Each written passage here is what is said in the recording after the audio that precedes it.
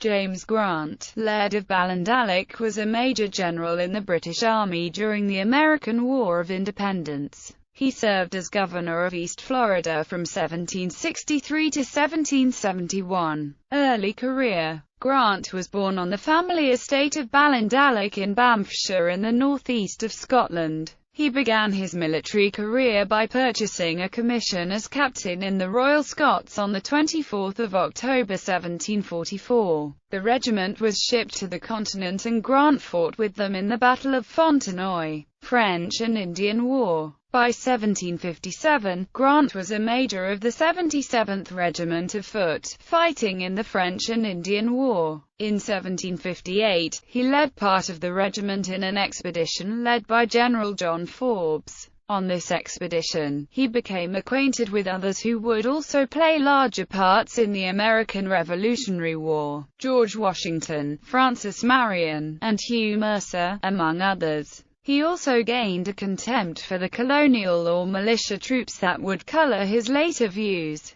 In September, Grant was assigned to lead an advance part of around 800 men to determine the French strength at Fort Duquesne. The force was mainly made up of militia, but he took along a number of officers from the regulars, since he had little respect for the colonial troops. He then decided to split his force, hoping to encourage a French attack that he could surprise and overwhelm. Having no wilderness experience, he was ambushed himself by Indians and French on 14 September 1758. At this engagement, the Battle of Fort Duquesne, the British force was repelled with 342 men killed, wounded or captured. The prisoners consisted of Major Grant and 18 of his men. He was paroled soon after, and tried to blame in his defeat on the failure of the colonial militia to follow orders. In 1761, he commanded an expedition against the Cherokee during the Anglo-Cherokee War. After being briefly stationed at Fort Ticonderoga, his regiment was moved to the Caribbean theater of the 7 Years' War. They fought at the Siege of Havana, held by Spanish forces, which ended in the surrender of the city. When the war was over, the regiment was disbanded in America in 1763. Governor of Florida.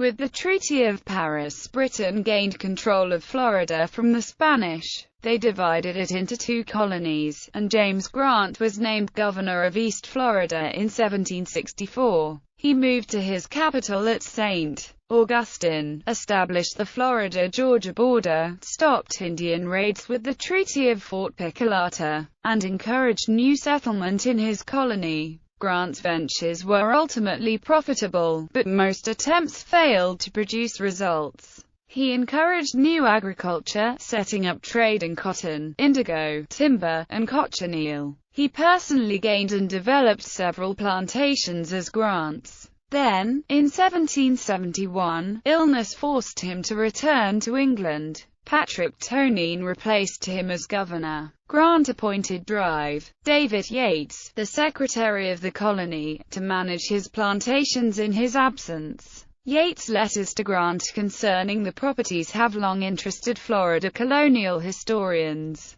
Back home in Scotland, Grant was elected to Parliament in 1773 as an MP for Teignbergs. In the period leading up to the American Revolutionary War, he became one of the most outspoken of the anti-American members. In a speech early in 1775, he remarked that the colonists could not fight, and declared that he could go from one end of America to other and geld all the males. American War of Independence. By the summer of 1775, he was returned to active service, and Colonel Grant was ordered to America. He arrived in Boston on 30 July. In the aftermath of the Battle of Bunker Hill, he urged General Gage to move the troops to New York City, to have room to maneuver. His advice was ignored at the time, and he remained as a supernumerary until December, when he was made colonel and commander of the 55th Regiment of Foot.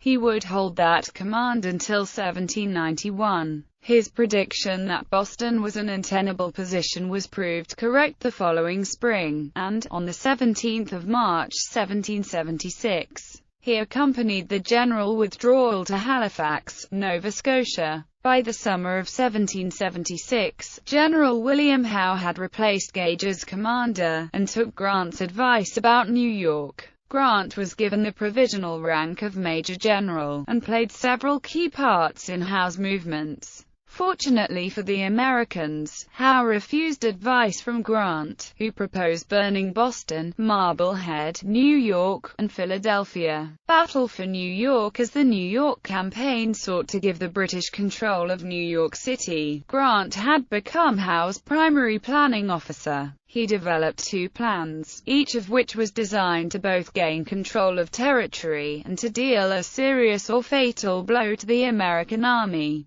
These resulted in the Battle of Brooklyn, and Battle of White Plains. Both of these were British victories, as was the overall campaign, but General Washington avoided the death blow each time. In the Battle of Long Island on 26 and 27 August, Major General Grant led the division that landed on the left wing. He was to engage the American right and divert attention from Howe's flanking maneuver with the main body. An advance unit of his troops engaged the Americans at the Red Lion Inn, which was the first engagement of the battle. Grant completed his mission, and severely defeated the American General William Alexander's division. After the event, Grant was unfairly criticized by some for allowing the escape of most of this force. It is true that he had almost 7,000 men in 10 regiments opposing Alexander's 1,600 Continentals. But there are two factors that mitigate this criticism. First, he stopped according to the plan, awaiting Howe's attack on the American rear, rather than attacking the Americans dug in on the heights. Second, he was running low on ammunition, since the boats and logistic support were busy ferrying and supplying the Hessian units on the right and the main body that was landing at Gravesend. Grant quick-marched his battalion to the Battle of White Plains, but he arrived too late. In 1777, Grant devised the battle plans for the Battle of Brandywine Creek, Philadelphia and the West Indies. Grant was unsuccessful in trapping Gilbert du Motier, Marquis de Lafayette, at the Battle of Barron Hill. On 20 May 1778,